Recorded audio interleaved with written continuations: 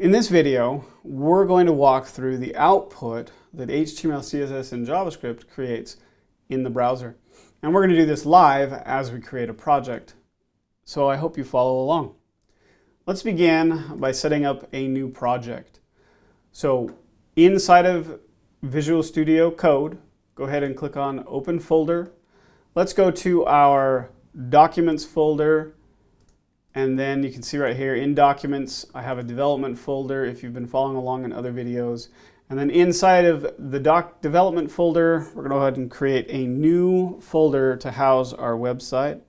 And we're going to call this Web Output Test. Go ahead and create that folder. Make sure that folder is selected. Go ahead and click Open. So this gives us the root of our website.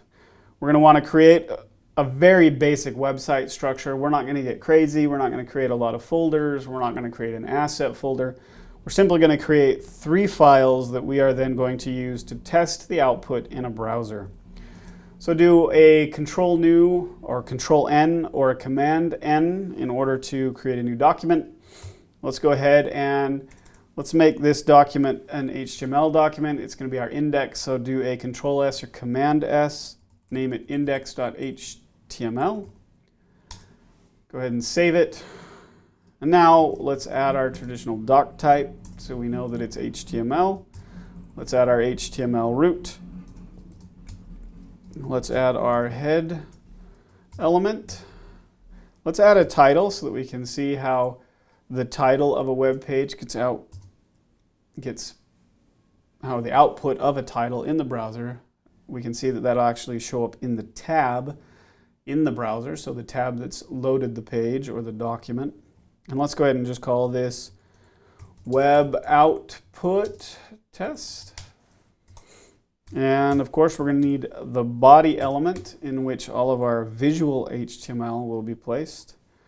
And then let's put in a simple H1, so our first header, the largest header. And let's just say in here, welcome to our web test, exclamation. Go ahead and save that. Now, the next page we're going to want, so if you do a Control N or Command N, and then Control S or Command S, and we're going to create a main.css. So this is going to create our primary style or look and feel for the website, and then do a Control N or Command N for another file, and then again Control S or Command S, and then let's add a main.js, and that will create our JavaScript page or JavaScript file that will get loaded into our page. So let's begin simply with the HTML. Now, if this is the first time you've really run a web page on your computer, and this is your first real experience with it, the first thing you're going to want to do is we're going to need to be able to run our website locally. And if you just open an HTML file in a browser without running it through a web server, you're going to run into all kinds of problems because when you're loading it from the file, Chrome and your web browser tend to use full paths, and it's not based on the root, and you'll have all kinds of problems loading in your CSS files, loading in your JavaScript files, as well as referencing other HTML pages within your website. And that's because files pulled from the file system do not act like a web server. Your computer doesn't serve them up like a web server does, and it doesn't understand the root of the website.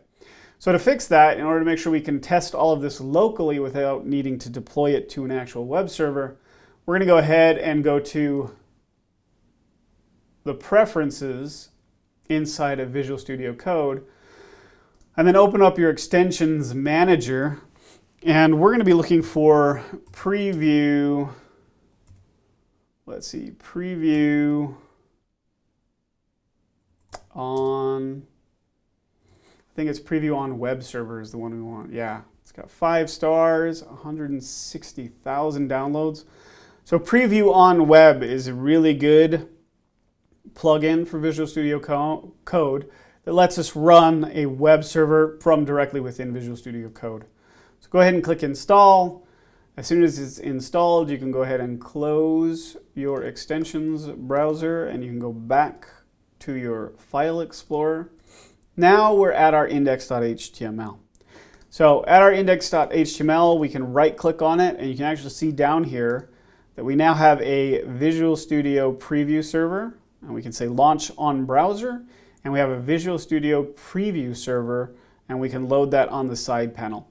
Now because we're going to be looking at the output of our HTML, our JavaScript, and our CSS in Chrome Developer Tools, we're going to go ahead and click on launch on browser. So go ahead and do that, and now you should see your web page loaded. It should say Web Output Test in the tab, and that would be the title that we find in the head of our document. And then we've got our H1 element with Welcome to our web test. Now let's go ahead and open up our developer tools. So you go to the three dots in Chrome at your right hand side in the navigation menu, go down to More Tools, and then go down to Developer Tools. And if you've already learned the shortcut, go ahead and hit the shortcut. Now I'm going to make my dev tools about half the page because we really don't have a ton of content and I want to be able to see what's happening in the dev tools pretty good. So make sure you're on your Elements tab, and then let's go ahead and look through the HTML really quick. You'll see we've got our title right here with Web Output Test. We can see that that actually shows up here in the tab title. And then we have our body, and we will have our welcome to our web test H1. You also see that some scripts get injected into our page. These are getting injected by the browser preview client that we're using, that preview in web browser plugin. It's automatically injecting some stuff that allows this page to be hot reloaded every time we make a change here. So right here we'll see we're not loading, everything's done, it's just sitting here. If we come in and we add a P element and we add some text in here, this is some text for testing purposes, and we save it, we'll see that the browser just reloaded, and here is our P, the P tag with the text that we just put in there. And of course it looks like I spelled purpose wrong. Purposes, there we go. All right, and it reloaded and everything looks good. All right, so right here we've looked at the output of an HTML page into a web page in the browser, and we're using Chrome Developer Tools to examine the HTML that was created. And you can see we've got our H1 and we've got our P tag, and we can see them highlighted in the text. So you can see that as you add new elements, so let's add another paragraph tag. Let's just say some additional content for fun. Save it, and we'll see we just added it. Expand our body tag. We've got our H1 and 2 paragraph tags. So that is the output of HTML. As you can see, HTML is all about the structure of the content or the structure of the document that gets loaded in the page. Now let's play around with the output of CSS, what CSS does for us.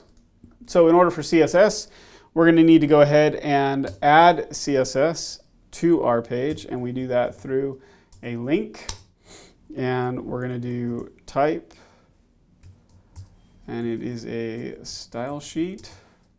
Actually, we don't want to do type, we want to do the relationship is style sheet, and then our href is going to go from the root to our style sheet.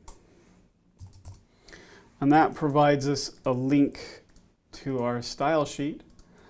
So right now we've got plain black text and a white background. Let's make it a little prettier.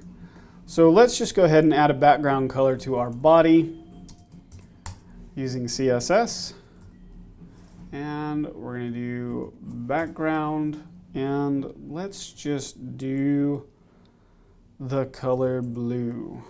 Let's see what that does for, oh, that makes it super ugly. So we don't want blue.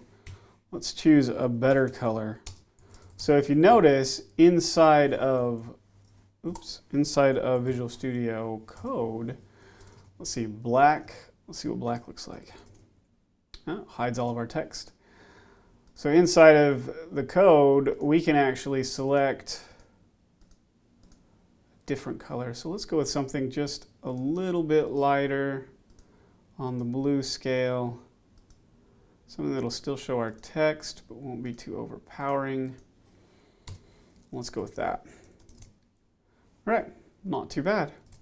So CSS, you can see, once it is pulled into the website from the root of the website, we begin to apply the look and feel to the structure. This is what we call separation of concerns. We've got our structure in one file where it defines the structure of the document. Then we've got something that impacts the look and feel, which really isn't related to the structure of the document. So we put that in a separate file called main.css. And you can name your CSS files anything you want. I'm just using main. Now let's go ahead and let's look at the output of JavaScript. So in order to look at the output of JavaScript in our Chrome Developer Tools, we've got to go ahead and add JavaScript to our page, or we've got to pull it in to the page from the server. And we do that with a script, and we're going to go ahead and add JavaScript, the source, and then we are going to go to our JavaScript file. All right.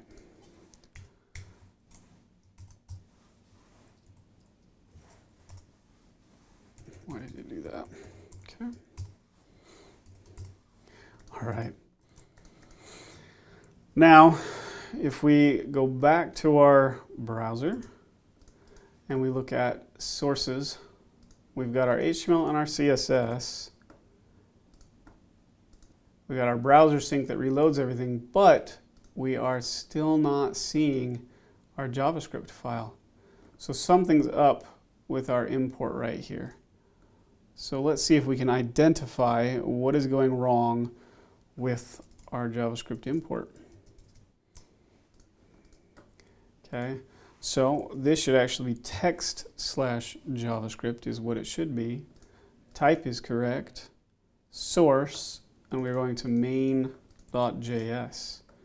Oh, there we go. We had the wrong type in there. It's not just JavaScript, it's text/JavaScript. So now that we can see that all of the files are being loaded and pulled into our website, let's go ahead and go to our JavaScript file and let's do some output. So in prior videos, we have seen console.log. So console is an object that is provided by JavaScript in the browser by default for us. And what it allows us to do is interact with the JavaScript console inside of Chrome Developer Tools or any of the developer tools within any of the browsers. So let's go ahead and switch over to the console. And I'm going to go ahead and leave it at warnings and errors because I want to see if my JavaScript has any failures in it. And then let's log to the console.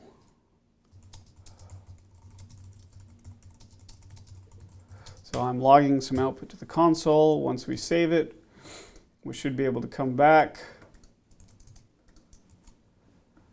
And on the page, go to default. Now, when I was just in warning and errors, it's not going to log out your console.logs because those are considered info. So go ahead and make sure that you either have all three of those checked or just go ahead and click default, which will automatically check all three. And you can see right here, I am logging some output to the console.